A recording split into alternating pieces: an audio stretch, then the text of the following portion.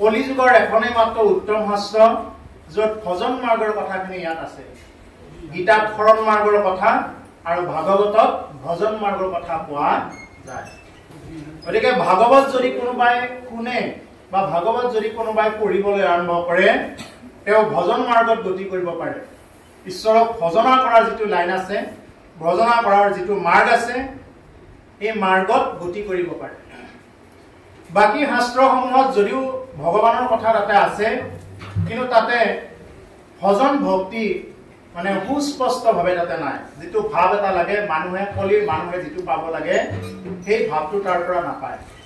সেইকাৰণে মহামুনিন্দ মহন্ত শুকদেৱে বিভিন্ন শাস্ত্ৰ থকা স্বত্তেও পৰীক্ষিতক যে কেৱল ভাগৱত কথা শুনালে কিয়? কাৰণ কলিযুগৰ এখনেই মাত্ৰ উত্তম শাস্ত্ৰই হ'ল ভাগৱত। যেতিয়া ৰজা পৰীক্ষিতক মানে সৰ্পই দংশন কৰক বুলি অভিশাপ দিছিলে বা অভিশাপ পাব লগা হৈছিলে পৰীক্ষিতৰ জীৱনত, তেতিয়া ৰজা পৰীক্ষিতে গংগাৰ তীৰত গৈছিলে। সমস্ত ৰাজ্যভাৰ জন্মেজয়ৰ হাতত অৰ্পণ কৰি কি কৰিছিলে? গংগাৰ তীৰত গৈ তেওঁ বহিছিলে। নানা মুনিয়ে নানা মত দিছিলে, কোনোবাই হোম কৰক, যজ্ঞ কৰক, ব্ৰত কৰক, দান কৰক, তীৰ্থ ভ্ৰমণত যাওক, নানা মুনি নানা মত। ৰজা পৰীক্ষিতৰ এটাও মত ভাল নালাগে। অৰ্থাৎ নানা মুনি নানা মত মই কোনটো গ্ৰহণ কৰিম? তেতিয়া ৰজা পৰীক্ষিতৰ তেনেকুৱা এটা ভাৱ দেখি মহামুনিন্দ মহন্ত শুকদেৱ তেতিয়া থিয় হৈ গলে, বোলে হে ৰাজন, মই তোমাক ভাগৱত কথা কওঁ। আৰু এই ভাগৱত কথা প্ৰবল আগতে ফল হৈ আছিল। শুকমুখে যেতিয়া ভূমিত পৰিল কি হৈ গল? ভাগৱত ফলৰ পৰা লগে লগে ৰগ হৈ গল। সেইকাৰণে কি বুলি গাই প্ৰাৰ্থনাত? এই সকল নিগম কল্পতৰু তাৰ ফল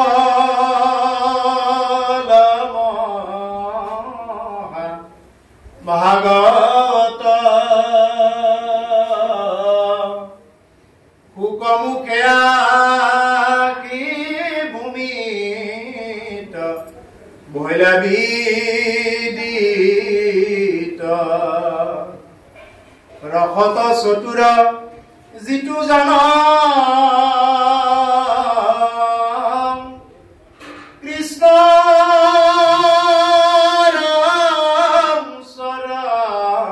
চৰণে দিয়া মন পৰম সন্তোষে পিয়ক ৰসয় পৰম সন্তোষে পিয়ক ৰসয় কি বুলি কলে? যে সকলো নিগম কল্পতৰু তাৰ ফল মহাভাগৱত। সকলো নিগম কল্পতৰু শাস্ত্ৰসমূহৰ ভিতৰত ভাগৱতে এখন শাস্ত্ৰ কি হৈ আছিল? আগতে ভাগৱত ফল হৈ আছিল। শুকমুখে যেতিয়া ভূমিত পৰিল লগে লগে ভাগৱত কি হৈ গল? ফলৰ পৰা ৰগ হৈ গল। ৰসত চতুৰ যিটো জন কৃষ্ণৰ চৰণে দিয়া মন। আজি গোপালপুৰবাসী ৰাইজৰ আইসকলৰ যি নেকি ইমান ভক্তি ভাৱ, আজিৰ অনুষ্ঠানটো মেইনলি আইসকলে আয়োজন কৰিছে। যি নেকি ভক্তি ভাৱ, বাপসকলৰ যি ভক্তি ভাৱ, এই যি নেকি ভক্তি ভাৱ, এইটো কৈছে ৰসত চতুৰ লোকসকলেহে এই ভক্তি ভাৱটো কৰিব পাৰে। যি ৰসত চতুৰ, এই ৰসত চতুৰ লোকসকলে এই কৃষ্ণ কথা কৰ্ণ ভৰি শুনিব পাৰে। যি ৰসত চতুৰ নহয়, তেওঁক যিমান যি কলেও তেওঁ কেতিয়াও এইটো কথা মানে শুনিব নোৱাৰে বা এইটো ল'ব নোৱাৰে। গতিকে কৈছে ৰসত চতুৰ যিটো জন কৃষ্ণৰ চৰণে দিয়া মন। আপোনাৰ হবৰ দৰে ৰসত চতুৰ লোকসকলে কৃষ্ণৰ চৰণত মন প্ৰাণ দি কি কৰে? ভাগৱত কথা শুনে। যে ৰসত চতুৰ যিটো জন কৃষ্ণৰ চৰণে দিয়া মন পৰম সন্তোষে পিয়ুক ৰস অমৃত। এতিয়া শুকমুখে ভাগৱত ভূমিত পৰাৰ লগে লগে কি হৈ গল? ভাগৱত ফলৰ পৰা ৰগ হৈ গল। গতিকে আপোনাৰ হবৰ দৰে ৰসত চতুৰ লোকসকলে আজি এই ভাগৱত অনুষ্ঠান আয়োজন কৰিছে। আৰু ইয়াত যি ওলাই ৰসৰ কথাই ওলাব। আজি যি মানে অধ্যায় ওলাইছে এইটো হল কৃষ্ণ উদ্ধৱ সংবাদ। কৃষ্ণ উদ্ধৱ সংবাদ, ভগৱন্ত পুৰুষ আত্মা আৰু পৰমাত্মাৰ মাজত মিলন। উদ্ধৱ ৰূপী আত্মা আৰু পৰমাত্মা ভগৱান কৃষ্ণৰ লগত যি কথোপকথন ভগৱান কৃষ্ণ বৈকুণ্ঠত যাবলৈ ওলাইছে আৰু উদ্ধৱে কি কৰিছে ভগৱন্ত পুৰুষৰ ওচৰত বাগৰি বাগৰি কান্দিছে প্ৰভু তুমি মোকো লৈ যোৱা আজিৰ অধ্যায়ৰ এই মূল কথা ভগৱন্ত পুৰুষ যাব ওলাইছে নৰলীলা সম্বৰণ কৰি আৰু তেওঁৰ ইয়াত যি যি কৰিব লগা আছিল সকলো কৰা হৈ গল তেওঁ এতিয়া ধৰা ধামৰ পৰা যাব ওলাইছে নিজৰ ধামত আৰু যেতিয়া যাব ওলাইছে তেওঁৰ প্ৰিয় সখা প্ৰিয় বান্ধৱ উদ্ধৱে এই কথাটো লক্ষ্য কৰিছে আৰু গম পাইছে যে এটো তেওঁ নিশ্চয় কিবা এটা কৰিব গৈ আছে আৰু এই কাৰণে উদ্ধৱে বাগৰি বাগৰি কান্দিছে ইয়াৰ আগত কথাবিলাক কৈ থৈ গৈছে গতিকে এই কথাখিনিকে এতিয়া আজিৰ এই ভাগৱত পাঠত এই কথাখিনি আলোচনা হ'ব এতিয়া প্ৰভুসকল ইয়াতে ক'লে যে নিগদতি হুক শুনি হুক নিপবৰ যে হুকমুনিয়ে কি কৈছে ৰজা পৰীক্ষিতৰ আগত কৈছে যে ভকতৰ সন্তাপ দেখিয়া পিতাম্বৰ ভকতৰ সন্তাপ উদ্ধৱক কি বুলি কৈছে উদ্ধৱক মোৰ ভকত বুলি কৈছে উদ্ধৱক কৈছে মোৰ ভকত ভগৱানে নিজে স্বীকাৰ কৰিছে গতিকে তেনেকুৱা এজন ভকতৰ সন্তাপ দেখি পিতাম্বৰে ভৈলন্ত আকুল কৃষ্ণ জগতৰ জনক এই জগতৰ জনক ভগৱন্ত কৃষ্ণ আকুলিত হৈ গৈছে কমল নয়ন ভৰি বহৈ লোটক তেওঁৰ কমল নয়ন পদুম ফুলৰ দৰে পদুম ফুলৰ কলিটোৰ দৰে খুব সুন্দৰ চকুৰ পৰা তেওঁৰ চকুৰ পানী ববলৈ আৰম্ভ কৰিছে কাৰ ভগৱান কৃষ্ণ তেওঁ কোনো কাল মায়াই তেওঁক নাপায় ভগৱান কৃষ্ণ তেওঁ মায়াতীত মায়াধীশ তেওঁ নিজে মায়াধীশ তথাপি তেওঁ কি কৰিছে ভকতৰ সন্তাপ দেখি তেওঁৰ চকুৰে চকু পানী ওলাইছে উদ্ধৱে এনেকুৱাকে ভক্তি কৰিছিলে যে প্ৰভু তুমি যাবলৈ ওলাইছা গতিকে তুমি যেহেতু যাবলৈ ওলাইছা তুমি মোকো লৈ যোৱা ও যমুনাৰ বালিতে বাগৰি বাগৰি উদ্ধৱে কান্দিছে হুকে ৰাম ৰাম প্ৰভু এৰি গৈলা মোকে আইসকলে নাম ধৰিলে গাই নহয় ৰাম বোলা মুখে ও হৰি বোলা মুখে অস্বস্তৰ তলে বাগৰি বাগৰি উদ্ধৱে কান্দিছে হুকে ৰাম ৰাম প্ৰভু এৰি গৈলা মোকে তেওঁ বাগৰি বাগৰি কিহৰ কাৰণে কান্দিছে ভগৱানৰ কাষত পায়ো কেৱল তেওঁক মানে লৈ যাব লাগে ভগৱান তোমাৰ লগত মই ইমান দিন থাকিলো তুমি যি খালা তাকে খালো ভগৱান কৃষ্ণই এৰা জোঠাখিনিয়ে উদ্ধৱে খাইছিলে ভগৱান কৃষ্ণই যি কাপোৰ পিন্ধি এৰে পুৰণা হয় এই পুৰণা হোৱা কাপোৰখিনিহে কি কৰিছিলে উদ্ধৱে পিন্ধিছিলে সেইকাৰণে দেখাত ভগৱান কৃষ্ণ আৰু উদ্ধৱ দেখাত প্ৰায় একে নিচিনা সখী সখী দেখাত প্ৰায় একে নিচিনা উদ্ধৱৰো চকুহাল দেখিবলৈ খুব সুন্দৰ হাত কেইখন খুব সুন্দৰ ওখ পাখ একদম খুব সুন্দৰ যিদিনা ভগৱন্ত পুৰুষে উদ্ধৱক গোপীসকলৰ ওচৰত পঠাই দিছে গোপীসকলে আঁতৰৰ পৰা ভাবিছে মোৰ প্ৰিয়জন আহিছে এই বুলি ভুলে কৰিছিলে গোপীসকলে ইমান ভক্তি ভুলে কৰিছিলে ওচৰত দেখিয়ে গম পাইছে বোলে এইজন কৃষ্ণৰ বোলে সখাহে এইজন আচল কৃষ্ণজন নহয় কাৰণ বেগ ভূষা চব একেই ভগৱানে এৰা কাপোৰযোৰে পিন্ধে চাল চলন প্ৰায় একেই ভগৱানৰ লগত থাকি একে নিচিনা হৈ গৈছে গতিকে তেনেকুৱা এজন ভক্ত উদ্ধৱ আৰু তেনেকুৱা এজন ভক্তই কি কৰিছে ভগৱান যেতিয়া যাবলৈ ওলাইছে তেতিয়া কান্দি কান্দি কি বিচাৰিছে প্ৰভু তোমাৰ লগত মোকো লৈ বলক তুমি এৰা কাপোৰখিনি পিন্ধিলো তুমি এৰা জোঠাখিনি খালো এটা তুমি যেতিয়া যাবা মই কাৰ মুখখন চাই থাকিম প্ৰভু কাৰ এৰা খাবলৈ থাকিম এতিয়া মই কি খাম এই বুলি উদ্ধৱে আকুলিত হৈছে ভোকত আমি ভগৱানকটো দেখাই নাই, আমিতো সাক্ষাতত পোৱাই নাই। নাপাওঁতে আমি ভগৱানৰ ওচৰত কিমান প্ৰাৰ্থনা কৰোঁ, প্ৰভু মোক ধন দিয়ক, ধনম দেহি, বিদ্যাং দেহি, পুত্ৰম দেহি, মনোৰাম ভাৰ্যাং দেহি, কেৱল দিয়ক আৰু দিয়ক বুলি আমি ভগৱানৰ ওচৰত প্ৰাৰ্থনা কৰোঁ। তামোল পাণ একযোৰ দিওঁ, দি পেলাই কওঁ বোলে প্ৰভু মোক কি কৰা, ইটো দিয়া, মোৰ ঘৰত ইটো নাই সিটো নাই। চাকি এগছি দিলো, দি বোলে মোক ইটো লাগে সিটো লাগে, ইটো নাই, কেৱল নাইটোৰ ওপৰতে ধৰি থাকো আমি। কিন্তু উদ্ধৱে সেইদিনা নিজে ভগৱানক কাষতে পাইছে। উদ্ধৱে যদি সেইদিনা খোজে বোলে প্ৰভু আজি মোক আপোনাৰ চিটটো দি থৈ যাওক, আজি আপোনাৰ চিটটো দি থৈ যাওক, আপোনাৰ চিটত মই বহিম, তাৰপিছতে আপোনাৰ যিমানখিনি বস্তু আছে, আপোনাৰ অলংকাৰ য'ত যি আছে এইবিলাক চব মোক দিয়া এই বুলি যদি কয়, সেইদিনা চব দিলেহেঁতেন, চব দিলেহেঁতেন। কিন্তু কি কৰিছে উদ্ধৱে সেইদিনা? কিন্তু একো বিচৰা নাই। কি বিচাৰিছে? বোলে প্ৰভু মোক আপুনি লৈ বলক। কিন্তু আমি কি কৰো? আমি তেনেকুৱাকে ভগৱানৰ ওচৰত প্ৰাৰ্থনা কৰিব নাজানো কাৰণে আমি তেনেকুৱা ভগৱানৰ প্ৰিয় ভক্ত বা প্ৰিয় ভাজন হব পৰা। ভগৱানৰ প্ৰিয় ভাজন হব লাগিলে উদ্ধৱৰ পৰা কিছুমান শিকিবলগীয়া কথা আছে।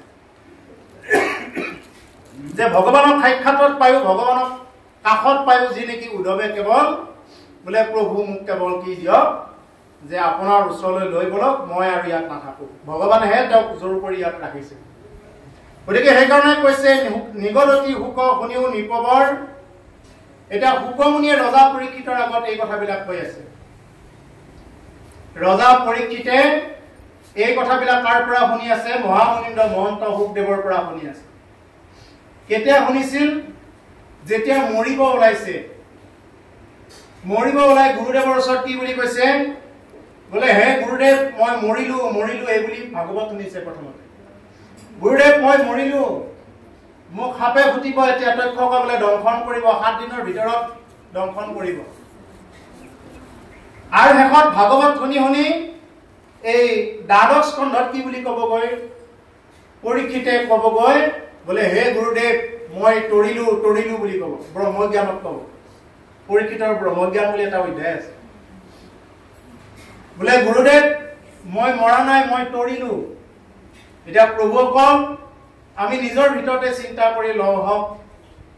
যে ৰজা পৰীক্ষিতে গম পাইছিল যে অহা 7 দিনৰ ভিতৰত তেওঁ মৰিব। এইটো পৰীক্ষিতৰ জীৱনৰ কাৰণে পৰম সৌভাগ্যৰ কথা। আমাৰো কিন্তু 7টা দিনেই, সোম মঙ্গল বুধ বৃহস্পতি শুক্ৰ শনি ৰবি, কিন্তু আমি নাজানো কোনটো 7টা বাৰত মৰিম, সেইটো কিন্তু নাজানো। পাকটো তাতেহে। এতিয়া পৰীক্ষিতে জানিছিল যে অহা 7 দিনৰ ভিতৰত তেওঁ মৰিব। আমি নাজানো যে কোনটো 7টা দিনৰ ভিতৰত মৰিম। এতিয়া কোনটো দেওবাৰত বা মৰো, কোনটো সোমবাৰত বা মৰো আমি হলে কোনেও কব নোৱাৰো। নে কোনোবা কব পাৰে নেকি? ইয়াত কোনেও কব নোৱাৰো নে? এতিয়া কথা কৈ থাকোতে মৰো আমি কোনেও একো কব নোৱাৰো। সেইকাৰণে পৰীক্ষিততকৈ আৰু এখোপ চৰা হৈ আমি ভক্তি কৰিব লাগে। হাতে বাটে কৈতে মিলৈ মৰণ, হাতত যাই থাকোতে মিলে নে বাটত যাই থাকোতে মিলে আমি কোনেও কব নোৱাৰো। সেইকাৰণে ৰজা পৰীক্ষিততকৈও আৰু এখোপ চৰা হৈ আমি কি কৰিব লাগে? ভাগৱত কথা, কৃষ্ণ কথা আমি কেৱল শ্ৰৱণ কৰিব লাগে। গতিকে সেইকাৰণে কৈছে যে শুনিও নিপবৰ, ভকতৰ সন্তাপ দেখিয়া পিতাম্বৰ। ভকতৰ যি সন্তাপ, উদ্ধৱৰ যি সন্তাপ, যি দুখ, উদ্ধৱৰ দুখ দেখা পাই পিতাম্বৰে কি কৰিছে? ভয়দন্ত আকুল কৃষ্ণ জগত জনক, তেওঁ আকুলিত হৈ গৈছে। জগতৰ জনক যদিও তেওঁ আকুলিত হব নোৱাৰে, নালাগে, মায়াধীশ, তথাপি তেওঁ আকুলিত হৈছে।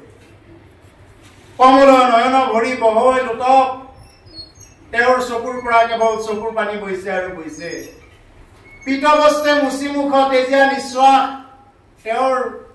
এই যে পীতবস্ত্ৰ, তেওঁৰ হালধীয়া বস্ত্ৰেৰে কি কৰিছে? তেওঁৰ চকুৰ পানী মচি লৈছে। কোনে? ভগৱন্ত পুৰুষে নিজে মচিছে। কাৰ কাৰণে মচিছে? ভকতৰ কাৰণে মচিছে। তেতিয়াহ'লে চিন্তা কৰক কিমান এজন উচ্চ সাধকৰ কথা আমি জীৱনত আলোচনা কৰিব আজিৰ অধ্যায়ত গৈ আছো। গতিকে স্নেহে উদ্ধৱক ধৰি বুলিলা আশ্বাস, উদ্ধৱক ধৰি লৈ আশ্বাস দি কৈছে ভগৱন্ত পুৰুষে। তেজি চিন্তা চিত থিৰ কৰা মহা হয় তজু দুখ দেখি সখী নহহে হৃদয় তেজি চিন্তা হে উদ্ধৱ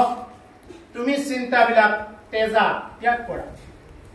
তুমি চিন্তাবিলাক বাদ দিয়া তুমি আৰু এইবিলাক চিন্তা কৰি নাথাকিবা মোৰ লগত যোৱাটো তুমি চিত্তটো থিৰ কৰা তোমাৰ যিটো চিত্ত আছে এই চিত্তটো স্থিৰ কৰা তজু দুখ দেখি সখী নহহে হৃদয় তোমাৰ দুখ দেখা পায় হে সখী মোৰ হৃদয় সহ্য হোৱা নাই বুলি কৈছে কোনে ভগৱানে কৈছে ও স্বৰূপে জানিলা তুমি আমাৰ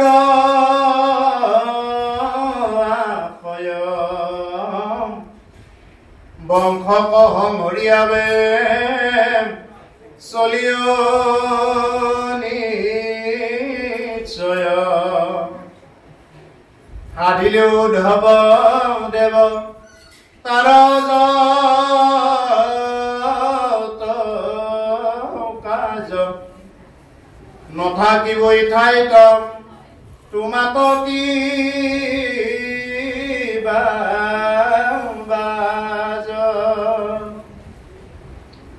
স্বৰূপে জানিলা তুমি আমাৰ আশয় হে উদ্ধৱ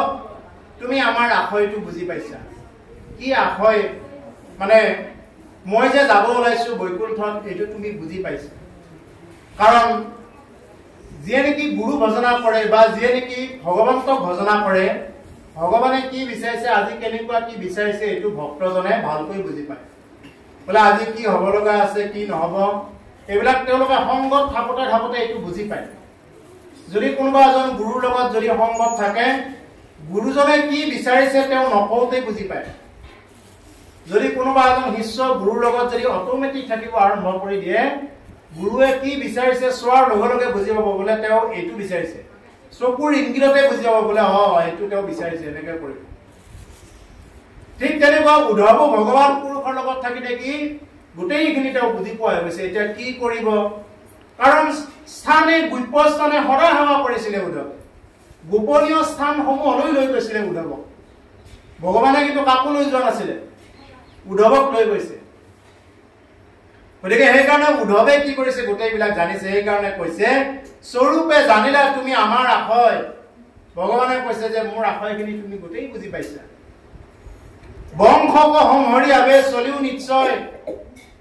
গতিকে মই বংশ সংহাৰ কৰি কি কৰিম মই চলিম ইয়াৰ পৰা হাৰিলো উদ্ধৱ দেৱতাৰ যত কাজ নথাকিব ইঠাইত তোমাতো কিবা বাস গতিকে হে উদ্ধৱ দেৱতাবিলাকৰ যিমান যি কাৰ্য কৰিব লগা আছিলে সাধন কৰিব লগা আছিলে সেইবিলাক কৰা হৈ গ'ল দেৱতাসকলে যি বিচাৰিছিলে পৃথিৱীয়ে যি বিচাৰিছিলে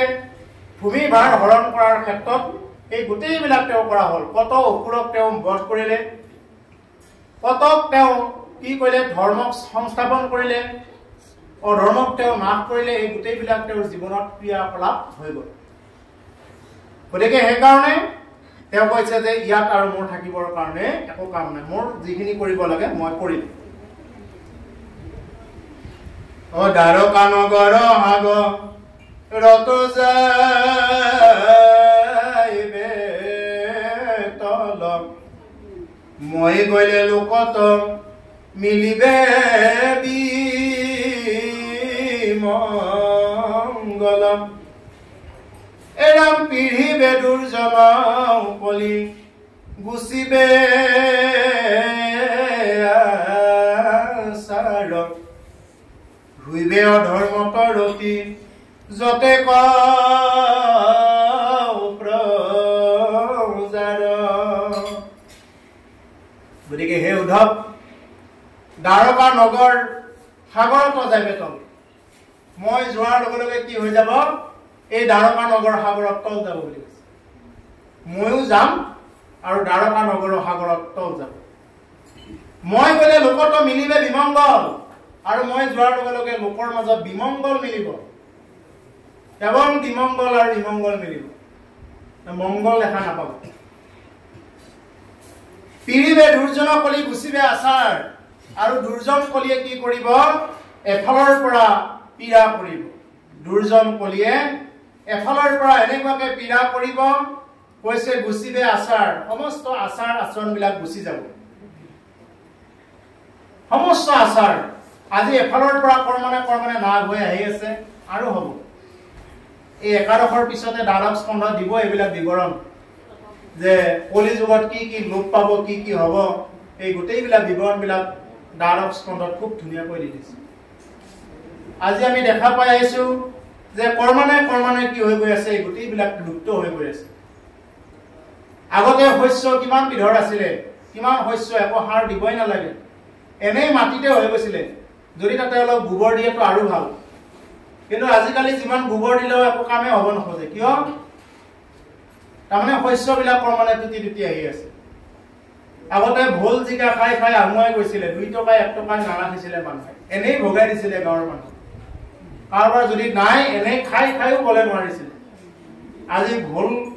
আজি 40 টকা 30 টকাৰ ভোলৰ কেজি কমা নাই এতিয়াৰ দিনত গতিকে কি কাৰণত এই যে আজিকালি যে অমিতা কিবা কিবি এই যিমানবিলাক সাধাৰণ বস্তু যিবিলাক আছিলে এই গোটেইবিলাক মানে লুপ্ত হৈ গৈ আছে আগতে মাছ কিমান আছিলে মানুহে খালৈ ঘৰে আনিছিলে আমাতকৈ আগৰ চামেটো আৰু দেখা পাইছে আমিয়ে অকণমান দেখা পাইছো আমাতকৈ আগৰ চামে আৰু দেখা পাইছে গতিকে এতিয়া কোনোবাই নাপায় তেনেকুৱাকে এইবিলাক নাই আৰু গতিকে ইয়াৰ আৰু দুদিনমান পিছত ক'লেতো এইবিলাক সপোন বুলি ক'ব পিছৰ প্ৰজন্ম এইবিলাক আছিল নে দিন এনেকুৱাকে ক'ব তাৰমানে শস্য টুটিব মৎস্য টুটিব জ্ঞানৰ গতি সাধু সন্ত ধৰ্মৰ গতি চব লৰিব চব ফালে মানে লৰি গৈ আৰু এইবিলাক হৈ আছে সেইকাৰণে কৈছে মই যোৱাৰ লগে লগে এইবিলাক বিভিন্ন প্ৰকাৰৰ মংগলবিলাক দেখা পাবা হৈবে অধৰ্মতৰ ৰতি যতেকৰ প্ৰজাৰ আৰু যিমানবিলাক প্ৰজা থাকিব মানে অধৰ্মৰ পিনে ৰতি কৰিব এনেকুৱাকে কলিয়ে গ্ৰাস কৰিব মানে অধৰ্মৰ পিনে লোকবিলাকে গতি কৰিব ও তুমি আমি দুয়ো গইলে মিলিবে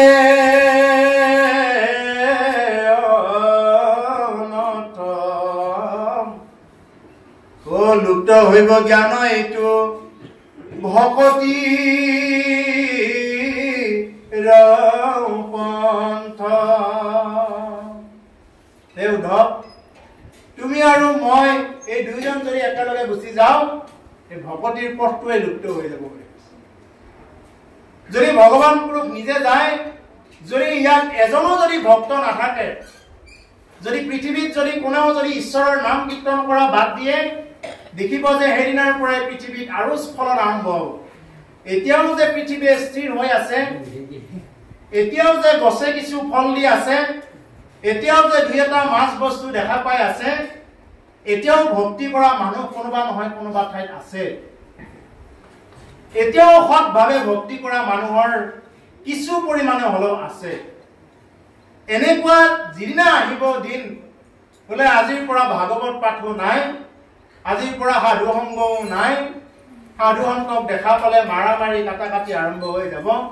কোনেও ভক্তি কৰাই বাদ দিব সেইদিনাৰ পৰা দেখিব পৃথিৱী অস্থিৰ হৈ পৰিব এতিয়া মানে অস্থিৰতাৰ ফালে আহি আছে কিন্তু তথাপি যেন পৃথিৱী টুকুৰা টুকুৰি হৈ ভাঙি যোৱা নাই এতিয়াও যেন প্ৰচণ্ড গৰমৰ মাজতো মাজে আকৌ বৰষুণ দিয়ে আকৌ এতিয়া খেতি বাতি কৰিব পাৰিছে মানুহে কৰি আছে কিবা অকণমান হলেও ফচল পাই আছে এদিন এনেকুৱা দিন আহিব চাব কলিৰ যুগৰ এতিয়াতো আৰম্ভণিয়ে 4,32,000 বছৰৰ এতিয়া প্ৰায় 5,500 বছৰ যাবহে যোৱাই নাই এতিয়াই হ'ল এইটো কথা গতিকে যেতিয়া নেকি তেনেকুৱাকে আৰু কিছু বছৰ গুচি যাব কলিৰ মাজ নালাগে কলিৰ আৰম্ভণিৰ পৰাই হৈ আহি আছে এতিয়া আৰু কিছুদিন পিছত দেখিব যে ইয়াক ভক্তি বুলি ক'লে মানুহে নোৱা আজি ভক্তি অনুষ্ঠানবিলাক আমি পাতি আছো কিন্তু উদীয়মান যুৱক যুৱতীসকল নাই কাক পিঠ হৈ যাব আজি আইসকলে অনুষ্ঠান পাতিছে খুব ভাল কথা কিন্তু আপোনাৰ খবৰ যিসকল বড়ি বেটি আহিব লাগিছিলে নাতিবিলাক আহিব লাগিছিলে ক'ত দুই এজনে দেখা পাইছো বাকীবিলাক ক'ত কিয় নাই তেওঁলোক আজি আমি নামঘৰ ভাগ ইমান সুন্দৰকৈ টাইলছ লগাই বনাইছো ফেন চেন দিছো খুব আৰামদায়ক এটা ঠাই এখন যেন পুণ্যৰ আশ্ৰম এনেকুৱা এখন আশ্ৰম পাতি আমি কাক দি থৈ যাম, কাক গতাই থৈ যাম, এইবিলাক বস্তু কৈ কেইদিন থাকিম আমি? গতিকে তেওঁলোকে যে অহা নাই, তেওঁলোকে যেতিয়া ভক্তি কৰিবলৈ বাদ দিব এইবিলাক, তেনেকুৱাকে বাদ দিওঁতে দিওঁতে এটা সময়ত স্খলন আৰু বেছি আৰম্ভ হ'ব। গতিকে সেইকাৰণে এই চেগতে কৈছো যে পাৰিলে আমাৰ উদীয়মান যুৱক যুৱতীসকলক ভাগৱতমুখী কৰাবলৈ চেষ্টা কৰি যাব। যদি আপোনাৰ খবৰ বোৱাৰী ল'ৰা তেওঁলোকক যদি ভাগৱতমুখী কৰাব পাৰে, আপোনাৰ গৃহত ভাগৱতমুখী সন্তান আহিব, ভাগৱতমুখী বংশ আহিব, বংশ দ্বাৰাই ভাল হৈ যাব। গতিকে সেইকাৰণে ভগৱতমুখী কৰাব লাগিলে আমি তেনেকুৱাকে তেওঁলোকক ভাগৱতৰ ওচৰত আনিব লাগিব। আজিকালি মানুহৰ এটা ধাৰণা হৈছে ভাগৱত কোনে পঢ়িব? যাৰ চুলি পকে, দাঢ়ি পকে, যাৰ দাঁতবিলাক খুলুক ধুলুক হয়, যাৰ আৰু ঘৰত কাম নাথাকে, সেইবিলাকে ভাগৱত পঢ়ে। আৰু ভাগৱত কোনেও সেইবিলাকে এতিয়া আপোনালোকক তাকে ভাবি আছে বোলে চুলি পকা বুঢ়ী কেইটাহে ভাগৱত আয়োজন কৰিছে, আমি কিয় যাম? হয়নে? বুঢ়ী কেইটাহে আয়োজন কৰিছে, বুঢ়া কেইটাহে আয়োজন কৰিছে, আমি কিয় যাম? এনেকুৱা হৈ আছে, তেওঁলোক ডেকা চেঙেৰা হৈ আছে। কিন্তু বুজি পোৱা নাই যে বুঢ়া বুঢ়ী বিলাকে যে এতিয়া আছে, কত যে ডেকা চেঙেৰাও যে মৰি গৈছে মাজতে, কিয়? কোন কেতিয়া যাব লগা হয় কি ঠিক? এনেকুৱা কৰবাত লিখা আছে নেকি মানুহ বুঢ়া হৈহে মৰিব, চুলি পকিলেহে মৰিব, চুলি নপকিলে নমৰে, এনেকুৱা কৰবাত লেখা আছে নেকি? যদি চুলি নপকাকৈ কেনেবাকৈ মৰি যাব লগা হ'ল, তেতিয়াহ'লে তাৰ কিমান ডাঙৰ ৰিস্ক হ'ব জানে? তেওঁলোকে জানে, তেওঁলোকক বুজাব। পুনৰূপী জনমম পুনৰূপী মৰণম পুনৰূপী জননী যথৰে শয়নম, পুনৰবাৰ জনম মৰণৰ পাক চক্ৰত পৰিব লগা হ'ব। মানুহ হৈ জন্মগ্ৰহণ কৰি, মানুহৰ এটা দেহ এটা ধাৰণ কৰি লৈ কলি যুগত জন্মগ্ৰহণ কৰি, ভাৰতবৰ্ষৰ নিচিনা পূৰ্ণভূমিত জন্মগ্ৰহণ কৰি, তাতে কলিৰ যুগত জন্মগ্ৰহণ কৰি চাৰিটা ধন্যৰ তিনিটা ধন্য অধিকাৰী হৈ আছে আৰু এটা ধন্য অধিকাৰী হ'ব। নৰ জন্ম লাভ কৰি, কলিৰ যুগত জন্মগ্ৰহণ কৰি, ভাৰতবৰ্ষত জন্ম লাভ গ্ৰহণ কৰি, এই তিনিটা ধন্য অধিকাৰী হৈ আছো। আৰু এটা ধন্য অধিকাৰী হ'ব লাগে কি? শ্ৰৱণ কীৰ্তন কৰি মানে ভাগৱতৰ ওচৰত শৰণাপন্ন হ'ব লাগে। চাৰিটা ধন্য অধিকাৰী এনেই হৈ যাব। সাধাৰণ এইখিনি কথা যদি মানুহে বুজি নাপায়, তেতিয়াহ'লে তেওঁ আৰু জনম মৰণ কেতিয়াও ৰোধ কৰিব নোৱাৰে, কোনেও একো কৰাই দিব নোৱাৰে। তেওঁক যোনে যিমান পিণ্ড দিয়ক, যিমান শ্ৰাদ্ধ কৰক, যিমান বেদমন্ত্ৰ উচ্চাৰণ নকৰক কিয়, তেওঁক কোনেও গতি দিব নোৱাৰে। এইবিলাক ভাগৱতৰ আৰম্ভণিত, সমষ্টি ভাগৱতৰ আৰম্ভণিতে কৈ থৈ গৈছে, গোকৰ্ণ আৰু ধুন্দুকাৰী উপাখ্যান। খুব সুন্দৰকৈ কৈ থৈ গৈছে এইবিলাক কথা। মানে ধুন্দুকাৰী নামৰ এজন কি আছিলে, এজন মানে ব্ৰাহ্মণ কুলত জন্মগ্ৰহণ কৰা লোক আছিলে। তেওঁ আত্মদেৱ নামৰ ব্ৰাহ্মণ এগৰাকীৰ মানে কি আছিলে, এগৰাকী কন্যা আছিলে ধুন্দুলি। আত্মদেৱ নামৰ ব্ৰাহ্মণ গৰাকীৰ কন্যা আছিলে ধুন্দুলি। ধুন্দুলিয়ে কি কৰে, তেওঁ ধুনপেচ মাৰি ভাল পায়। আৰু ধুন্দুলিয়ে কি কৰিলে, তেনেকুৱাকে ধুনপেচ মাৰি ভাল পায়। তেওঁ মানে পতি কেতিয়াও মানে পতি স্বামী সেৱা নকৰে, স্বামী বুলি মান্যতাও নিদিয়ে। আৰু তেনেকুৱাকে মান্যতা নিদি কি কৰিলে, ধুন্দুলিয়ে বহুদিন থাকিল, সতি সন্ততি নাই।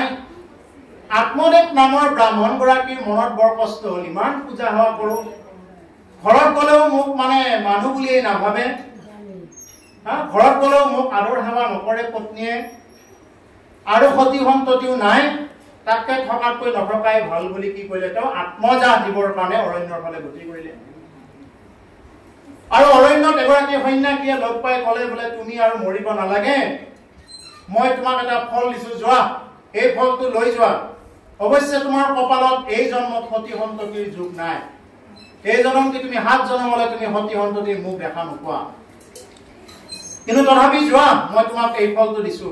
এইটো তোমাৰ আইগৰাকীক খুৱাই দিবা, সন্তান হ'ব, কিন্তু এইকেইদিন ভালকে থাকিব দিয়া নিয়ম মাফিক। এতিয়া ফলটো আনি যেতিয়া দিলে, তেতিয়া ধুন্দুলিয়ে বোলে, মই এইটো ফল খাই যদি মই খুব নিয়মত চলিব লগা হয়, মই আৰু একো যিকোনো বস্তু খাব নাপাম, যেনেকে এনেকে ফুৰা চকা কৰিব নাপাম, এইবুলি বিভিন্ন প্ৰকাৰে মনত মানে কেনেকুৱা কথাবিলাক লৈ তেওঁৰ ভনীয়েকৰ লগত আলোচনা কৰিলে। ভনীয়েকে ক'লে, বোলে ময়ো গৰ্ভৱতী হৈ আছো, মোৰো এটা সন্তান আছে, হ'ব, গতিকে সেইকাৰণে কি কৰা, এই ফলটো তুমি তোমালোকৰ ওচৰৰ তোমালোকৰ ঘৰৰ গাইটোকে খুৱাই দিয়া। এই বুলি কি কৰিলে যিটো ফল মানে এই মানে যিজন সন্যাসীয়ে দিছিলে এই সন্যাসীয়ে দিয়া ফলটো কি কৰিলে মানে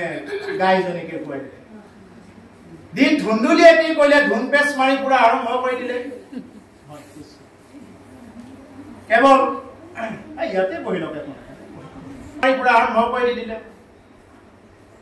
যথা সময়ত কি কৰিলে তেওঁ গৰ্ভৱতী হোৱাৰ ভেকচন ধৰিলে। কোনে? ধুন্দুলিয়ে ভেকচন কৰিলে। আৰু তেওঁৰো যিহেতু প্ৰতিগৰাকী স্বামীগৰাকী একদম সাধাৰণ যি কলেও হয় তেওঁ হয় বুলি ভাবি থাকিলে। যথা সময়ত তেওঁৰ ভনীয়েকৰ সন্তানটো জন্ম পালে। লগে লগে এওঁৰ সন্তান বুলি এওঁ কোলাত লৈ ললে আৰু ভনীয়েকে এনেকুৱা টেকনিক খটাই কলে বোলে মোৰ সন্তানটো মৰি গল। মৰি গল বুলি কলে তেওঁৰ সন্তানটো মৰি থাকিল বুলি ভাবি ললে, চবে সাধাৰণভাৱে ভাবি ললে। সেই সন্তানটো আনি কি কৰিলে এই নিজৰ সন্তান বুলি মানে ললে। আৰু মানে কি কৰিলে এই সন্তানটো যেতিয়া তুলি তালি ললে তেতিয়া আত্মদেৱ নামৰ ব্ৰাহ্মণ গৰাকীয়ে সদায় এনেকুৱাকে কল বস্তু এনেকুৱাকে আনি দিয়ে, খায়। যথা সময়ত ডাঙৰ হল আৰু একেদিনাই কি কৰিলে এই গাইজনীৰ পৰাও এটা সন্তানৰ জন্ম হল। কাণ কেইখন থিয় থিয়, বাকীটো একদম দেখা ঠাইলাক মানুহটো কাণ কেইখন থিয় থিয়। গণি বঢ়ি গণকে নাম দিলে বোলে গাইটোৰ পৰা জন্ম হোৱাৰ কাৰণে তেওঁৰ নাম দিলে গোকৰ্ণ। আৰু এই ধুন্দুলিৰ পৰা জন্ম হোৱা বুলি ভাবি এই সন্তানটোৰ নাম দিলে ধুন্দুকাৰী। চাব দেই, ভাগৱতৰ কিন্তু প্ৰথমতে আছে এইখিনি কথা। এইটোৱে গুৰুত্বপূৰ্ণ কথা। গাইটোৰ পৰা জন্ম হল কাৰণে সেই সন্তানটোৰ নাম দিলে গোকৰ্ণ। সৰুৰে পৰা স্বভাৱত খুব ভাল, মাক দেউতাকক শ্ৰদ্ধা কৰে, আত্মদেৱ নামৰ ব্ৰাহ্মণ গৰাকীকো শ্ৰদ্ধা কৰে, তেনেকুৱাকে থাকিলে। কিন্তু এই যিগৰাকী ধুন্দুলিৰ ভনীয়েকৰ পৰা যিগৰাকী সন্তান জন্ম পালে, যিগৰাকী আনি এওঁলোকে লালন পালন কৰিলে, এই সন্তানটো ক্ৰমান্বয়ে ডাঙৰ হৈ কি কৰে বৃদ্ধসকলক কৰবাত যদি অন্ধ মানুহ গৈ থাকে লাখুটি ডালত এনেকে ধৰি ধৰি পুখুৰীত পেলাই দিয়ে। কোনোবা সতী সন্তনী যদি কুৱাৰ ওচৰত থাকে কুৱাতে পেলাই দিয়ে। এনেকুৱা সৰুৰ পৰা বহুত অত্যাচাৰী হৈ গল। কাৰণ যদি গৰ্ভত থকা অৱস্থাৰ পৰাই যদি সতী সন্তনী ভালকে চিধা কৰি লোৱা নাযায় তেতিয়াহ'লে তেনেকুৱা এটা অসুৰ স্বভাৱৰ হয়। যথা সময়ত যৌৱন অৱস্থা প্ৰাপ্ত হোৱাৰ লগে লগে কি হৈ গল মাক দেউতাকক কোবাই থকা আৰম্ভ কৰি দিলে। বিশেষকৈ বেছিকৈ কোবালে মাকক। মাকৰ যি গহনা অলংকাৰ আছিলে গোটেইবিলাক বিক্ৰী কৰি কৰি তেনেকুৱাকে এই ধুন্দুলিয়ে মানে ধুন্দুকাৰীয়ে কি কৰিলে ধুন্দুলিৰ যিমানবিলাক অলংকাৰ আছিলে গোটেই বেছি তেনেকুৱাকে জুৱা খেলা মদ্যপান কৰা এনেকুৱা আৰম্ভ কৰি দিলে। আৰু নিজৰ ঘৰলৈ তেনেকুৱাকে তেওঁ আজি এজনী কন্যা কালি এজনী কন্যা এনেকুৱাকে অনা আৰম্ভ কৰিলে। যেতিয়া বেবিচাৰ দেখা পালে মানে তেতিয়া আৰু আত্মদেৱ নামৰ ব্ৰাহ্মণ গৰাকীয়ে মৰিবই খুজিছিল, কিন্তু গোকৰ্ণই বুজনি দিলে বোলে মৰিব নালাগে। আত্মহত্যা কৰি যিয়ে মৰে তেওঁ কেতিয়াও গতি নাপায়, মুক্তি নাপায়, গতিকে তুমি তেনেকে নমৰিবা এই বুলি বুজনি দিয়াৰ পিছত তেওঁ মানে তীৰ্থ ভ্ৰমণ কৰিবৰ কাৰণে ঘৰ এৰি গুচি গল। আৰু মাকে কি কৰিব লগা হ'ল, মাকে এইবিলাক চাল হতুৱাই ডাঙৰ কৰাৰ কাৰণত সেই মাকে নিজে গৈ আত্মজাত দিব লগা কৰিলে। তেতিয়া কি হল এই ঘৰখনত কেৱল গোকৰ্ণ আৰু ধুন্দুকাৰী থাকিলে। আৰু ধুন্দুকাৰীয়ে তেনেকুৱাকে ঘৰত দিনক দিনে উৎপাত কৰি যাওঁতে গোকৰ্ণ ঘৰৰ পৰা বাহিৰলৈ ওলাই গল। যথা সময়ত তেওঁ 7 জনীমান কন্যা আনি তেনেকুৱাকে পোহপাল দিব নোৱাৰি ৰজাৰ ঘৰৰ পৰা চোৰ কৰে, কাবাৰ পৰা চোৰ কৰে, এনেকুৱা চোৰ কৰি কৰি আনি মানে সংসাৰ চলাবলৈ ধৰিলে। আৰু তেওঁৰ সেই পত্নী কেইগৰাকীয়ে ভাবিলে বোলে আমাকতো আৰু এনেকুৱাকে সদায় চোৰ কৰি কৰি কিমান খাব, আমিও কেতিয়াবা ফচি যাব লাগিব। এই বুলি তাক ধৰি লৈ গলত টিপি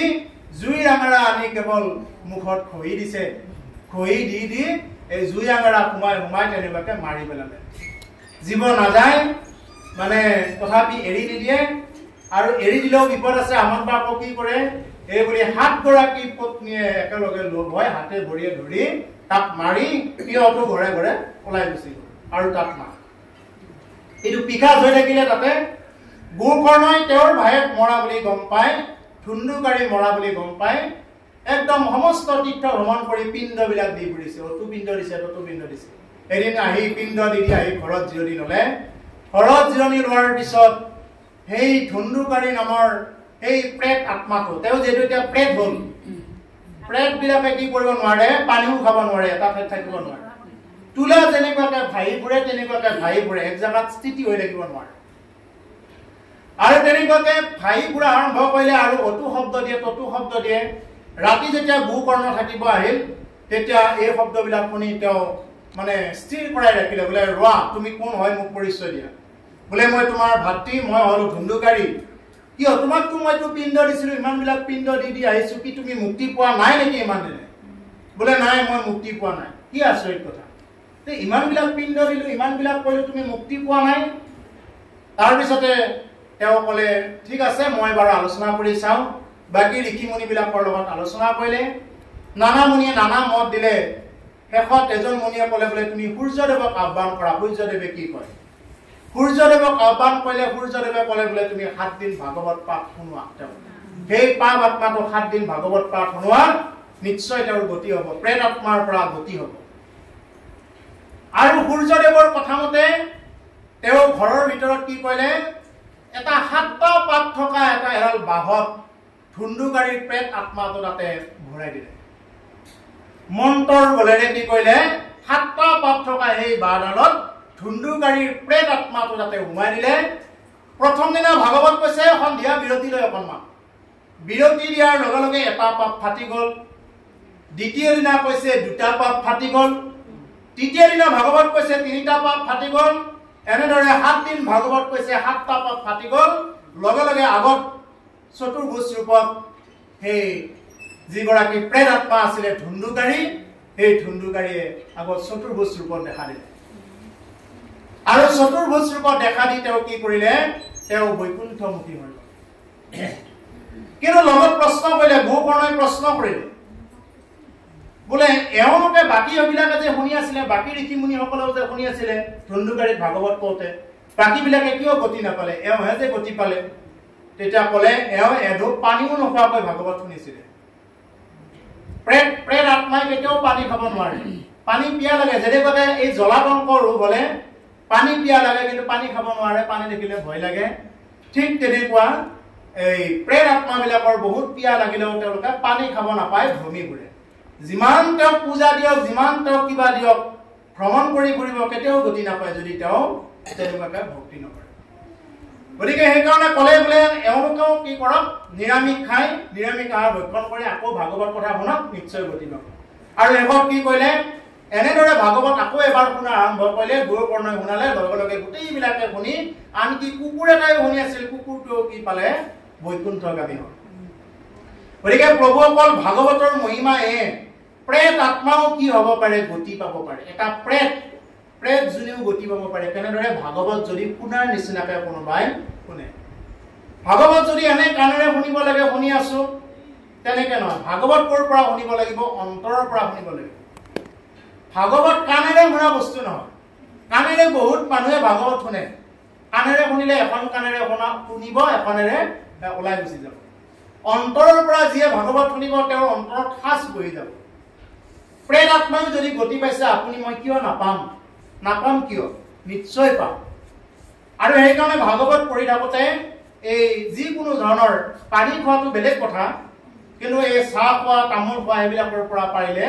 দূৰত থাকিব লাগে যি ৰজা পৰীক্ষিতে কি কৰিছিল অকণমান পানীৰ কাৰণে কি কৰিছিল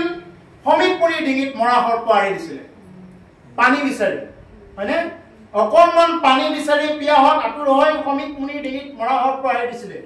শমিক মুনিৰ পুত্ৰ সিংহী মুনিয়ে গম পাই বোলে যা 7 দিনৰ ভিতৰত তক্ষ সাপে দংশন কৰক অভিশাপ দিলো যা ৰজা হৈ ঋষি মুনিক ৰাখিব লাগে হাফত তেওঁ কি কৰিব লাগে তেওঁলোকক পালিব লাগে পালন পোষণ কৰিব লাগে পালন পোষণ নকৰি কি কৰিছে মৰা সাপ পাই দিছে যা মইও অভিশাপ দিছো 7 দিনৰ ভিতৰত তক্ষ সাপে দংশন কৰক আৰু সেইজন ৰজা পৰীক্ষিতে 7 দিন ভাগৱত শুনিলে কেনেকে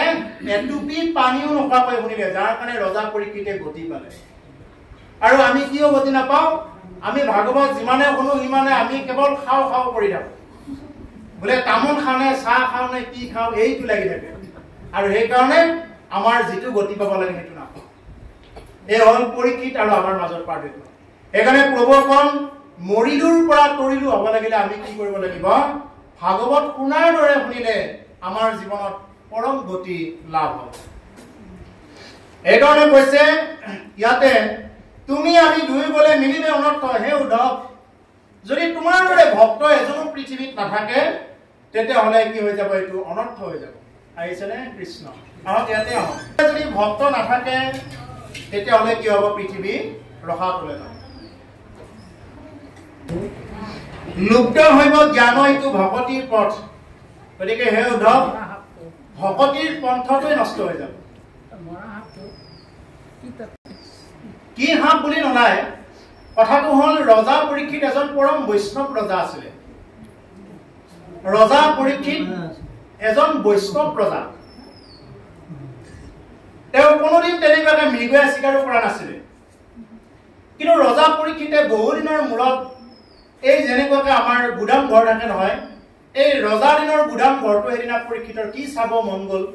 সেইদিনা প্ৰাপ্ত মন্ত্ৰীসকলক লগত লৈ বোলে বলকচোন আজি আমি আমাৰ ৰাজভঁৰালত কি বস্তু আছে আমাৰ আগৰ পৈতৃক সম্পত্তি আমি আজি চাওঁ এনেকে কি কৰিলে এই ভঁৰালত প্ৰৱেশ কৰিলে ভঁৰালত প্ৰৱেশ কৰি দেখা পালে এটা ডাঙৰ ট্ৰাংকত খুব সুন্দৰ এটা মুকুট আছে একদম পুৰা চকমকাই আছে মুকুটটো সোণৰ মুকুট আৰু সেই সোণৰ মুকুটটো দেখি ৰজা পৰীক্ষিতৰ এবাৰ পিন্ধি চাবৰ কাৰণে মন গ'ল সেই মুকুটটো আছিল কাৰ জৰাসন্ধৰ এই মুকুটটো আছিলে জৰাসন্ধৰ ভীমে যেতিয়া জৰাসন্ধক বধ কৰিলে ভীমে জৰাসন্ধক বধ কৰাৰ পিছত সেই মুকুটটো তেওঁৰ মানে আনিছিলে মুকুটটো আনিব নালাগে বুলি কৈছিলে যাৰ মুকুট তেওঁকে দিয়ক কিন্তু ভীমে বোলে নহয় দে এইটো আমাৰ কি হ'ব এইটো আমাৰ বংশৰ এটা কীৰ্তি চিহ্ন হ'ব আমাৰ শৌৰ্য বীৰ্যৰ প্ৰতীক গতিকে আমি কি কৰো এই মুকুটটো আৰু জৰাসন্ধৰ বংশক নিদিও আমি মুকুটটো লৈ যাওঁ আমাৰ ৰাজভঁৰালত এই বুলি জৰাসন্ধৰ মুকুটটো আনি গুদামত ভৰাই থৈ দিছে সেই মুকুটটো পাই পৰীক্ষিতে এদিন পিন্ধি ল'লে ইয়াৰ আগ মুহূৰ্তত কি কৰিলে ৰজা পৰীক্ষিতে সোণত থাকিবৰ কাৰণে ঠাই দিলে কলিত ঠাই দিলে বোলে যোৱা কলি তই সোণত থাকিবি য'ত মদ্যপান কৰে তাতে থাকিবি এনেকুৱা কিছুমান স্থান দিছিল নহয় য'ত জুৱা খেলে তাতে থাকিবি যা এইবিলাক ঠাইত মানে কলিত থাকিবৰ কাৰণে স্থান দিছিলে তাৰে অন্যতম স্থান হ'ল এই সোণ সেইকাৰণে আজিও যাৰ দেহত সোণ থাকে হীৰা থাকে এনেকুৱা বস্তুবিলাক যাৰ তাত থাকে সেইবিলাক মানুহৰ তাত চাব বেছিকে মানে এটা আক্ষেপ এটা থাকি থাকে এই চোৰেও চুৰ কৰিব চাব ডকাইতেও ডকাইত কৰিব চাব তেওঁ ৰাতি টোপনি নাহিব কোনোবাই লৈয়ে যাব নেকি একদম মানে বিভিন্ন প্ৰকাৰৰ বস্তুবিলাক দেখা পোৱা যায় যাৰ বেছিকে সোণ থাকে আৰু অধৰ্মযুক্তভাৱে যদি সোণ আনে তাততো ক'ব লগাই নাই তাতেতো আৰু বাহা ল'ব কলিয়ে যদি কাৰোবাক অন্যায় কৰি সোণ পিন্ধে কাৰোবাক মাৰি কাৰোবাক প্ৰবঞ্চনা কৰি ঠগি কোনোবা ঠিকাৰ কাম তেনেকুৱাকে কাৰোবাক পইচাৰ মাৰি তেনেকুৱাকে যদি সোণ পিন্ধাই বা নিজে পিন্ধে তেতিয়াহ'লে এনেকে সোণ পিন্ধিলে কিন্তু তেওঁক কলিয়ে আৰু ধৰিব আৰু চিপি ধৰিব স্পষ্ট কথা আনহাতে সোণ এনেও পিন্ধিলে সোণে কি কৰিব কলি আছে কলি যদিও চবতে আছে কলিৰ প্ৰভাৱ কিন্তু সোণ পিন্ধিলে বেছিকৈ থাকে আৰু ৰজা পৰীক্ষিতে যেতিয়া সেই মুকুটটো পিন্ধি ল'লে তেতিয়া লগে লগে কি হৈ গ'ল কোনোদিনে স্বীকাৰ নকৰা পৰীক্ষিতৰ স্বীকাৰ কৰিবৰ কাৰণে মন গ'ল যেনেদৰে আমি কোনোবা এজন বেমাৰী এজনৰ যদি কাপোৰ আনি পিন্ধো বোলে ছালৰ বেমাৰ আছে সেইজনৰ কাপোৰ এখন আনি যদি ভাল মানুহজনে পিন্ধি লয় তেওঁৰ তাতো বেমাৰটো বিয়পাৰ চান্সটো বহুত পাৰ্চেণ্ট থাকে হয়নে নহয় বাৰু যদি কাৰোবাৰ খৰ হৈ আছিলে বা কাৰোবাৰ জ্বৰ হৈ আছিলে জ্বৰ হৈ থকা অৱস্থাতে কাপোৰযোৰ আনি পিন্ধিলে এওঁৰ তাতো জ্বৰটো আহি যাব পাৰে পটকে চিটিকি যাব পাৰে কাৰোবাৰ চৰ্দি হৈ আছে তাৰ পৰা যদি এনেকে কাপোৰ আনি পিন্ধে চিটিকি যাব পাৰে তাৰমানে এইবিলাক এটা ভাইৰেল ইনফেকশ্যন গতিকে এই যে ৰজা পৰীক্ষিতৰ কি হৈ গ'ল বোলে মই আজি স্বীকাৰ কৰিব যাম এই স্বীকাৰ কৰিব গৈতো কি কৰিলে মানে ৰজা যেতিয়া পিয়াহত আতুৰ হ'ল সমীক মুনিৰ আশ্ৰমত গৈছিলে সমীক মুনিয়ে মিছাতেই ধ্যান ধৰি থকা বুলি ভাবি ললে মুনিয়ে মিছাতে ধ্যান ধৰি আছে মোক মই পানী খুজিছো খাওঁ বুলি ইমান পিয়াহত আতুৰ হৈ ৰজাক পানী দিব লাগে খবৰ নাই এনেই মিছাতে ধ্যান ধৰি থাকে যা এই বুলি ধনুৰ আগেৰে সাপডাল আনিবলৈ ডিঙিত আনি দিছিলে এই হ'ল কথা আপুনি যিটো কথা ক'লে তেতিয়া সাপডাল আহিছিলে আৰু যেতিয়া মুকুটটো তেওঁ ঘৰত গৈ হলুকাই থলে হলুকোৱাৰ লগে লগে তেওঁ লগে লগে উৎপিচ কৰিছে মই কি কৰিলো আজি যে এজন মুনিক মই তেনেকুৱাকে মৰা সাপ পাৰি দিলো মোৰ দ্বাৰা কোনোদিন একো হোৱা নাছিলে এইটো কি কাৰণ হৈছিলে তেওঁ যেটো কলিত থাকিবৰ কাৰণে এখনত স্থান দিছিলে এইটো কাৰণে হৈছে গতিকে যি কি নহওক প্ৰভুসকল ইয়াতে কৈছে অধৰ্মে পিৰিবে যাইবে লোক অধুগতি গতিকে উদ্ধৱ তুমি আৰু মই যদি দুইজন গুচি যাওঁ অধৰ্মই কি কৰিব চাৰিওফালৰ পৰা পীড়া কৰিব চাৰিওফালৰ পৰা গ্ৰাস কৰিব ভকতিক ৰাখি তুমি থাকিও সম্প্ৰতি গতিকে হে উদ্ধৱ ভকতিক ৰক্ষা কৰি তুমি থাকা তুমি আৰু যাব নোৱাৰা তুমি এই ধৰা ধামতে থাকিব লাগিব হে উদ্ধৱ তুমি থাকা এই বুলি কৈছে ও মোহৰ বচন এইটো নচাৰিবা তুমি শ্ৰৱণ কীৰ্তন প্ৰবৰ তায়াথা তুমি এৰা ভকতি নভলে তুমি যাইবে ৰখাতল ও মুৰৈগা পালিয়া ৰহিও বল কিমান ডাঙৰ কথা কৈছে যে মোৰ বচন এইটো নচাৰিবা তুমি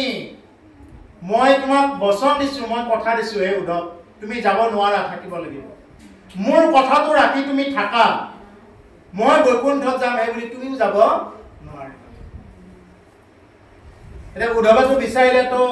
কি বিচাৰিব লাগিছিল আমি বিচাৰিলো এনে কিবা বোলে প্ৰভু তুমি যাব ওলাইছা ময়ো যাওঁ আমি ভালে পালো তুমি যাব ওলাইছা যোৱা তোমাৰ পদবীটো দি থৈ যোৱাৰ মুঠতে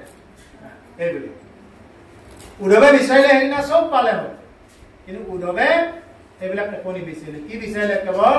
মানে ভগৱানৰ লগত একেলগে তেওঁ থাকিব শ্ৰৱণ কীৰ্তন প্ৰৱৰ্তে থাকা তুমি উদ্ধৱ তুমি শ্ৰৱণ কীৰ্তন প্ৰৱৰ্তন কৰি থাকা এই লোকত ভকতি নহলে তুমি যাইবে ৰখাতল এই জাগাত যদি ভকতি নহয় তেতিয়াহলে চব ৰখাতলত যাব লাগিব বুলি কৈছে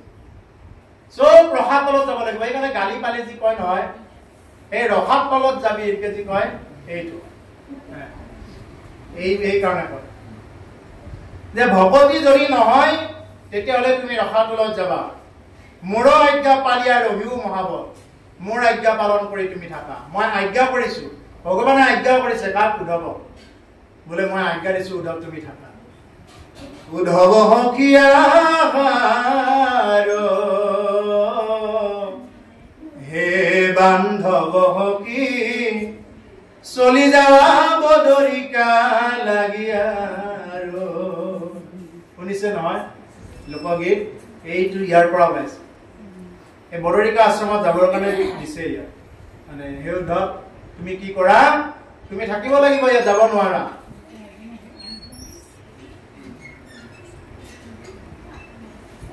কিন্তু ওইটা নাথাকিবা প্ৰকৃতি মত চিত্ত দিয়া পুৰা পৃথিৱী পৰ্যটী মোক কি কৰা মোকেই চিত্ত দি তুমি পৃথিৱী পৰ্যটন কৰি পুৰা বুলি কৈছে মোক চিত্ত দিয়া ও যত দেখা শুনা মায়া ময় স্বপ্ন সম হৰিময় দেখি দূৰ পৰামতি ভ্ৰম গতিকে যত দেখা শুনা মায়াময় স্বপ্ন হম যিবিলাক তুমি দেখা পাই আছা হে উদ্ধৱ এইবিলাক সব স্বপ্ন হম বুলি কৈছে মায়াময় সপোনৰ নিচিনা আপুনি যাক নেকি পুত্ৰ মোৰ ভাৰ্যা মোৰ কুটুম্ব এইবুলি যাক যাক লৈ আছে এইবিলাক সব স্বপ্ন হম বুলি কৈছে সপোনত আমি কেতিয়াবা সপোন দেখা পালে বোলে এই হাপে খেদিছে তেতিয়া দৌৰি ফুৰিলে কিবা কাম হ'ব নেকি দৌৰি ফুৰিলে কাম নহয় জাগি চাব লাগিব বোলে এইটো সপোন হে বুলি জাগি চাব লাগিব যেতিয়ালৈকে জাগি চোৱা নাযায় তেতিয়ালৈকে হৃদয় কম্পমান হৈ থাকিব বাঘে খেদিছে মোক একদম খেদিলে ঘূৰিছে বোলে বানপানী হৈছে মই এতিয়া থাকিব পৰা নাই গলৰ গলে পানী আহিছে এটা সপোন যদি দেখা পোৱা যায় তেনেকুৱা হয় কিন্তু যেতিয়া সপোনৰ পৰা জাগি চাব তেতিয়া একো নাই ঠিক তেনেদৰে প্ৰভুসকল আমিও এই সংসাৰখনত বিভিন্ন প্ৰকাৰে এই সংসাৰ বন্ধনত আছো এইবিলাক চব মায়া লৈ আছো আৰু ইয়াত জগাৰ একমাত্ৰ উপায়টোৱে হ'ল কি ভক্তি কৰা ঈশ্বৰ সেৱা কৰা তেতিয়াহে জাগা বুলি ক'ব চকুকেইটা মেলি থাকিলে জাগি থকা বুলি নকয় আজি চকু থকা বহুত মানুহ কি কৰি আছে অখাদ্যবিলাক খাই আছে নাখাবলগীয়া বিলাক খাই নাযাবলগীয়া ঠাইত যায় নকৰিবলগীয়া বিলাক কৰি আছে চকু থকা মানুহ কৰি আছে গতিকে সেইকাৰণে এতিয়া যে এই যে ট্ৰেইন আলি যে কিছুমান মৰি আছে কি চকু নাই নেকি হয় চকু থাকিওতো মৰি আছে এনেকুৱা শুনিছে নেকি অন্ধবিলাক সদায় মৰি আছে চকু থকা বিলাক মৰা নাই অন্ধবিলাক দেখোন বাচিয়ে আছে চকু থকা বিলাকহে মৰি আছে তাৰমানে চকু থাকিলেই জাগি থকা বুলি নকয় জাগা কোনটো হ'ব যেতিয়া আপোনাৰ ভগৱত ভক্তি ভগৱত দৃষ্টিটো যেতিয়া আহিব তেতিয়া জাগি থকা বুলি ক'ব তেতিয়াহে জাগা নহলে এইবিলাক চব সপোনেই হৈ আছে আমাৰ সেইকাৰণে কৈছে হৰিময় দেখি দূৰ কৰা মতি ভ্ৰম আমাৰ এই মতি ভ্ৰম বিলাক দূৰ কৰিবৰ কাৰণে এই সংসাৰখন যে চব সপোনৰ নিচিনা এইটো মানে এই মতি ভ্ৰমটো দূৰ কৰাৰ কাৰণে এটাই উপায় কি বুলি কৈছে তুমি হৰিময় দেখা পোৱা সকলোতে হৰিময় দেখা পোৱা বুলি কৈছে হৰিময় দেখা পাব দিছে আমি হাতু মাৰিবৰ সময়ত এই হাতুৰ ভিতৰতো কৃষ্ণ আছে ৰাম আছে শিৱ আছে এইবুলি হাতুকো মাৰিব নালাগে যত জীৱ তত শিৱ যত জীৱ আছে ততে শিৱ আছে যদি মই হাতু মৰাৰ সময়ত শিৱক দেখা নাই তেতিয়াহ'লে কি হ'ব মাছটো মৰাৰ মাছ এটা মাৰি দিছো শিৱক দেখা নাপালো তেতিয়া কি হ'ব গতিকে সেইকাৰণে প্ৰতিটো বস্তুৰ ভিতৰত আমি ঈশ্বৰক দেখা পাব লাগিব এই ঈশ্বৰ তত্ত্বটো দেখা পোৱাৰ নামেই হ'ল ভক্তি প্ৰতিজন মানুহৰ ভিতৰত আমি ঈশ্বৰক দেখা পাব লাগিব প্ৰতিজন ব্যক্তিৰ ভিতৰত ঈশ্বৰ বুদ্ধি বিৰাজমান হৈ আছে এই বুলি আমি দেখা পাব লাগিব আমি দেখাজনকে যদি আমি কৃষ্ণ বুলি নকওঁ দেখাজনকে যদি ৰাম বুলি নকওঁ দেখা ভকতজন আহিছে আমি কৃষ্ণ বুলি ক'বৰ কাৰণে হাত দুখনে উঠা নাই ৰাম বুলি ক'বৰ কাৰণে মুখখনে জিভাবোৰে কোৱা নাই ৰাম বুলি ক'লে তুমি নেদেখাজনক কেনেদৰে ভক্তি কৰিবা কোনোবা এজন ভকত আহিছে তুমি যদি দেখা পালে যদি কৃষ্ণ বুলি নকোৱা ৰাম বুলি নকোৱা দেখাজনকে যদি তুমি ঈশ্বৰ দৃষ্টিৰে নচোৱা নেদেখাজনক তুমি কেনেকৈ দৃষ্টি দিবা শাস্ত্ৰত কি বুলি কৈছে এজন ভকত প্ৰৱেশ কৰা মানে সমস্ত গংগা গয়া কাশী চব বৃন্দাবন একেলগে একে থানত আহি ৰৈ লয় এখন থান হৈ যায় লগে লগে গতিকে সেইকাৰণে দেখাজনক আমি সদায় মান্যতা কৰিবৰ কাৰণে শিকিব লাগে দেখাজনক মান্যতা কৰিবলৈ শিকাৰ লগে লগে নেদেখাজন এনেই তোমাৰ ওপৰত কি হৈ যাব সন্তুষ্ট হৈ যাব এই হ'ল শাস্ত্ৰৰ মূল তত্ত্ব সেইকাৰণে আজি উদ্ধৱক কৈছে যে হে উদ্ধৱ তুমি হৰিময় দেখা সকলোতে হৰিময় দেখি দূৰ কৰা মতি ভ্ৰম তোমাৰ মতি ভ্ৰম বিলাক দূৰ কৰা এৰাম জ্ঞান কৰ্ম ভকতি কহিলো কৰি ভেদ ভকতি পৰম পন্থ দিলো কৰি সেদ এৰাম নাহি কেও তম গতি ভকতি তপৰে নিস্তে কহু ভকতিতে মুকব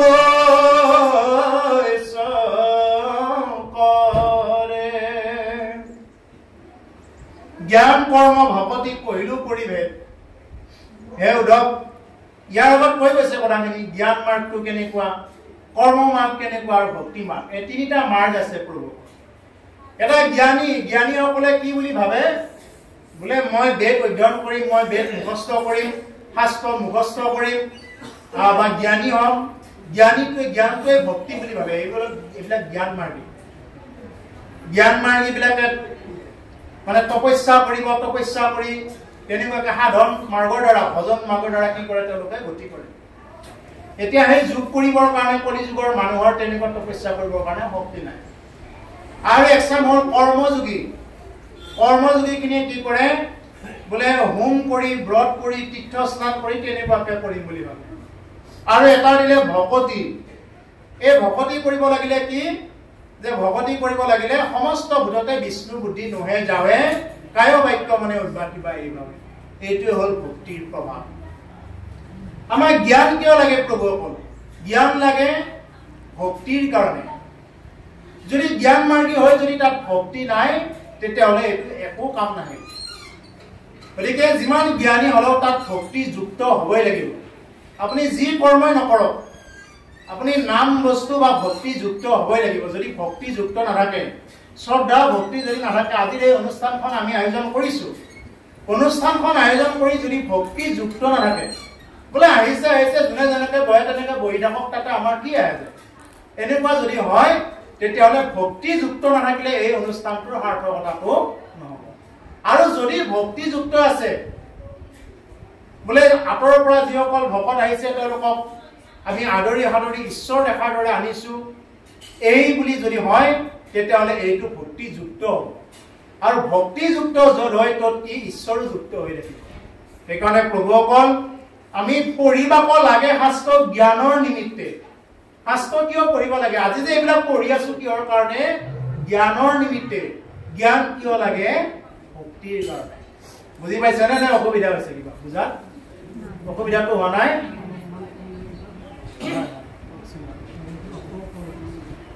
অলপ পানীও খাই ল'ব এইটো হ'ল এইটো যি কৰ্ম কৰোঁ যি কৰ্মই নকৰোঁ চব বস্তুতে ভক্তিযুক্ত হ'ব আজি মাহ প্ৰসাদখিনি দিছোঁ মাহ প্ৰসাদখিনি দেওঁতেও আমি কি কৰিব লাগিব প্ৰভু তোমাৰ ভঁৰালৰ বস্তু তোমাৰ ভঁৰালতে অৰ্পণ কৰা হৈছে আমাৰতো নিজৰ বুলি পেলাই একো নাই নে কিবা আছে এই যে ফুল কেইটা দিছে কোনোবাই টকা পইচা দিছে এইবিলাক কি নিজৰ নেকি নিজৰটো নহয় এইবিলাক চব ঈশ্বৰৰ বস্তু ব্ৰহ্মাণ্ডৰ ভিতৰে যত বস্তু আছে হবেও তোমাক পাই যাদৱ কি দিব মাধৱৰা হে মাধৱ হে যাদৱ তোমাকনো কি দি পূজা কৰিম ব্ৰহ্মাণ্ডৰ ভিতৰত যিমানবিলাক বস্তু আছে প্ৰভু এই যে কলথোক যে দিয়া হৈছে ইয়াতে যে কলথোকো তুমি দয়া কৰি দিয়াৰ কাৰণতহে ওলাইছে তুমি কৃপা নকৰিলেতো কলথোকো নোলায় সুধা কল ফুলটো ওলাল হয় কলথোকটো নোলায় এনেকুৱাওতো বহুত কল আছে বোলে সুধা কল ফুলটোহে ওলায় এনেকুৱাও বহুত কল আছে আধাতে ভাগিয়ে যায় ওলাবই নাপায়